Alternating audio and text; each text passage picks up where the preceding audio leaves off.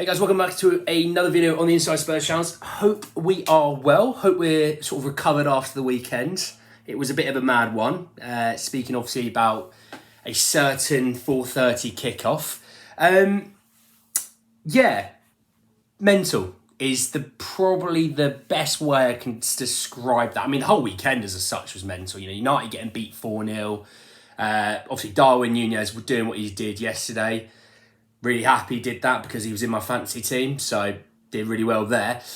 But just as a whole, a bit of a weird one, really. I think, first and foremost, just really quickly, people are banging on about the top two being the only two teams that have won both their games. Yeah, I mean, let's be honest, who have they played?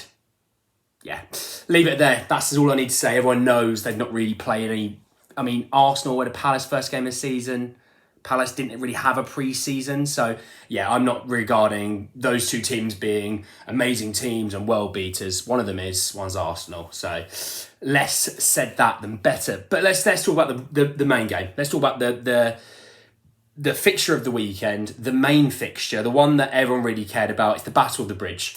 The Battle of the Bridge doesn't include West Ham's and doesn't include Arsenal's and Liverpool's and United's. It's Chelsea Spurs. Chelsea Spurs is one of the fieriest games there is. It's one of the hottest games there is because it's the game that seems to throw out real animosity and real drama. You know, I think of like Arsenal Spurs and obviously having a real historic rivalry and, you know, everything about Woolwich and all that stuff. You know, everyone knows about that and everyone always looks forward to those games because those games are actually really, really good games. There's normally always loads of goals, okay?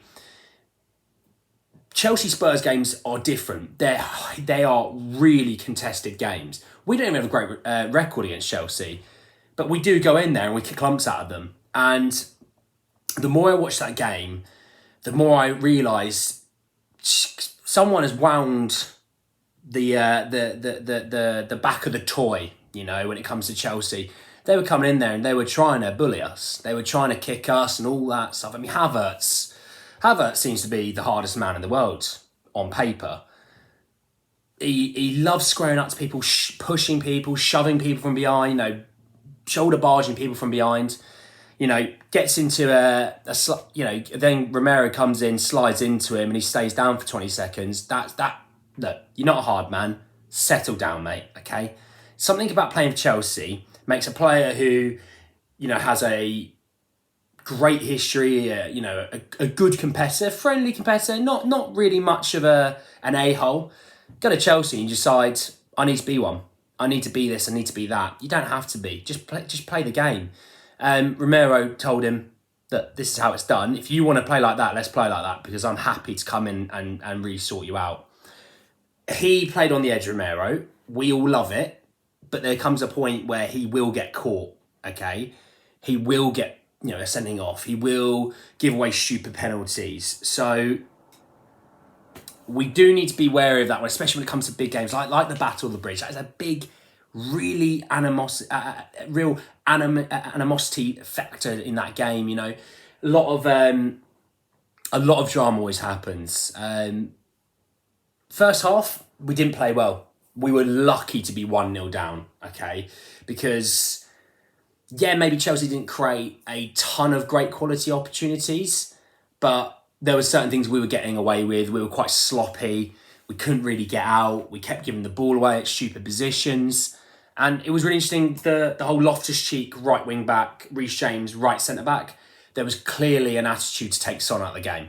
That you could see it from a mile off, and they did well.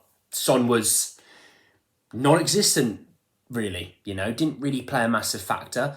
Kulusevski on the other side had a really quiet game, quiet for him especially, you know, when you think of how he's been for sort of the last 6 months. And it kind of left Kane on his own, really. And it was definitely difficult the first half. Chelsea were miles the better in the first half. Second half comes through. Obviously, there's a massive change in what we were doing. There was a change in style and tactic and how we were trying to really get more of a foothold into the game. I'm not saying we were going out there to try and get 70% possession, but going out there to force Chelsea back a little bit. And you could definitely see when we changed up a little bit and we changed from the three centre halves sort of situation, went to more of a four back. Richarlison comes on, then sort of looking around and realising, hang on, there's a lot of attackers here. We can't now pin someone. Richarlison's energy was infectious. You could tell it really got the team going again. He didn't exactly light the world on fire, but I feel like he really did drag the team a little bit up the field with his energy. Reece James, he kind of started to pin Reece James a bit further back. Obviously, his goal was his goal, but hey, that is one thing. I think Lloris, should be doing better there, if I'm honest. Really, if you think they had 3 shots on target, 2 of them went in, that's not good. That's not good. Obviously, Koulibaly's volley, I tell you what, you could whip that ball in 100 times to Koulibaly, he might score 1 in every 10 from that. So it was one of those, happens, it's football, Things can happen that sort of don't make sense, and that's why we love it. So, second half we were much, much better. I still think overall the performance wasn't that great. You think the goal... Højbjerg's finish was lovely, by the way. Absolutely lovely. It was near on perfect. It wasn't rocketing towards the goal. It was really, really positioned well into that corner. Obviously, the second goal had to take a bit of a deflection off Reece James to go in. I don't know if it was going in, if I'm honest. But we got the point. And in years gone by, they would have gotten that first, they would have gotten a second and a third, and we would have been out of the game. We went in at half-time 1-0. You're always in with that chance. You're always in with that chance. All it takes is half-time, change a few things. We'll see what happens from there. And it did work. We came back and levelled up. Obviously, Reece James then scores. And then obviously at the end, we then get the final goal to equalise. It was important. It was really fitting that, a lot of people were saying, Spursies are... Spurs players, or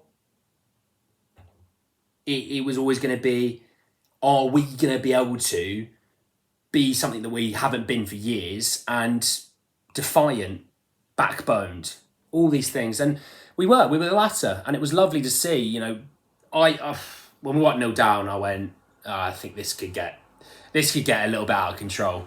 Chelsea last season, when we played them all in January quite a bit, they were miles the better team. We were good for the sort of 5-10 minutes of the first half. I definitely thought, we should be probably getting a goal in that period. We didn't. Chelsea then score. That completely stops the momentum. They pin us back over and over and over. I mean, they had 64% possession. You don't ever look at Chelsea as a team that dominates possession like that. Now, if Man City had that against us, I might understand it a bit more. But yeah, that was an interesting one. But they had 16 shots to our 10. They only had 3 on target. That's 1 in every 5, 1 in every nearly not far of 6. We had, for our 10 shots, we had 5 on target, 1 in every 2. So actually going forward, when we had the ball, we were trying to break, and we probably had the better chances. So it shows that zonal marking from that corner clearly didn't work for Koulibaly's goal. The second one, had Lloris sort of not tried to preempt what Reece James was doing, he probably had a chance to save that. But that's it's one of those. But do you know what? I think if you ask a lot of Spurs fans, a score draw before sort of 4:30 on Sunday, I think a lot of people would have said yes, myself included. So really good draw away to Chelsea. We haven't had the we've got. I always look at sort of the fixtures and sort of see, are we going to get a big game out of the way early? And we got a massive game away from home, out of the way. We got a good draw there. I think that's a really good place to be. 4 points for the first 2 games is brilliant. First game, obviously we looked like we were a house on fire when we went forwards. Second game didn't really look like that, but showed a lot of will and determination to stay in the game, and then obviously draw level at the end. One interesting thing is going behind both games 1-0. That's I hope that's not become a thing. I love Spurs scoring goals, but I don't feel like we have to give away goals for us to then score them. So, but look, that's that. I mean, it'll be it'll be interesting to see what happens. I mean, I think Perisic might be looking maybe to start next game. Get an assist, taking one corner from one side with one foot to in-swing it in, and then going to the other side and taking it with his other foot. It was a bit weird. I think I remember seeing Santi Cazorla do that, but it's been a while since I've seen that, and it was a bit weird, and it worked. Ironically, Perisic is in my fantasy team, and so is Kane, so at least that was quite good for me. But I think Perisic will play. Session had a tough game.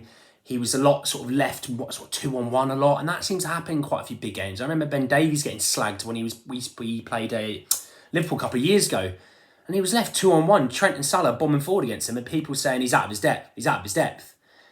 No, let's look at the situation. If you're marking two people every single time they come forward, they're going to catch you a few times, and that's what happened with the second goal. So yeah, I think Perisic will probably get there. I mean, Conte keeps saying he's still not fit. He's still not the player that I know. And I think he's going to say, look, we're going to have to try and get him 70 minutes to try and get him some fitness. Because match fitness is different from training fitness. Again, another game with no new incomers starting. I think a lot of people make a big deal about this. Let's just quickly break it down. Richarlison's first game, he was suspended for the first game. I don't think anyone expected him to start. Fraser Forster's the backup keeper. Longley was injured. Perisic still isn't fit, and I don't think Conte wanted to throw him in at the deep end away at Chelsea. So there's four already ruled out of the way. Spence not being in the squad was an interesting one. But again, he joined quite late into the window. He's probably still not ready to play the 90 minutes when you think about Conte's system. Emerson is tried and tested. Emerson is very solid defensively, and I thought he actually had a really good defensive game. Going forward, didn't really offer a lot, but defensively was very solid. And Bissouma was the other one. Well, don't forget, Bissouma had COVID only a few weeks ago. So I think a lot of Spurs fans are sort of making a big deal about this. I think we were the third best team in England, really, when Conte took over from then to the end of the season with this team, basically. I think Bentancur, definitely struggled a little bit this game, but to be honest, you're allowed to have a bad game. He has been very solid. Do I see players that came in the summer who haven't really played extensive minutes starting against Wolves at the weekend? I think Perisic will definitely be looking to be starting that game, unless Conte sort of tries to give Session that vote of confidence. I don't know. Bissouma might start. Yeah, I don't know. It'd be brave to sort of drop Bentancur. And like I said in previous videos, Bissouma, Bentancur seems to be the 1-2 on that side of things, and Højbjerg's skip was the other one, where Højbjerg's not getting dropped. He scored a goal and was actually quite solid. If Bissouma's going to start, it'll be ahead of Bentancur, unless we do a 3-5-2 and maybe Richarlison plays. I don't know. Son, had a struggling game. Kulusevski had a struggling game, but you'd be brave to drop either one of those after how they've played, really. So I can kind of see a similar system. Perisic, I think if I had to pick one, it'd be Perisic, if I'm honest, because we keep talking about how he's not fit. He's not the player that I know. Well, there's only one way to get him to player that you know, is that's play him for more than 10, 15, 20 minutes. He's going to need 60, 70 minutes to get back to where he was. And it does show. I tell you what, defensively, he struggled a little bit with Reece James, but that's fine. Reece James is a brilliant right back. I think in our system, any Spurs fans would probably say we'd love Reece James. But I think going forward could show there was a hell of a lot of quality there. And his deliveries, I think that's one of the best things in football, scoring from a corner. I love it. I absolutely love scoring from a corner. And it's one of the worst things, conceding from a corner. I think Perisic should probably start. But to be honest, my overall thoughts, 2-1 at Chelsea is never a bad thing. Yes, we didn't play too well, but we didn't be Spursy. And that's always at least worth another couple of points in my eyes, that we're not Spursy in that regard. So it's out of the way. Chelsea is a massive, massive fixture. Away from home, it's out of the way. Look, we've got some big games coming over the next couple of months. I think it's important that I'm not worried about Arsenal being 2 points clear because they haven't really played anyone. I'm not really worried about Palace away and Leicester at home. Really not worried about either of those. City will be City. They play West Ham away. It's probably one of the best times you can catch him is away on the first game of the season. You've just lost in the Community Shield. You're always going to be up for that game. And Bournemouth at home, not really a big deal. United floundering like United. I'm not really worried about them this season in that regard. Liverpool, I mean, Darwin Núñez is definitely missing 3 games, but there's no reason why it couldn't be up to 4 or 5 games. I mean, he's headbutted a guy twice. Not just once, twice.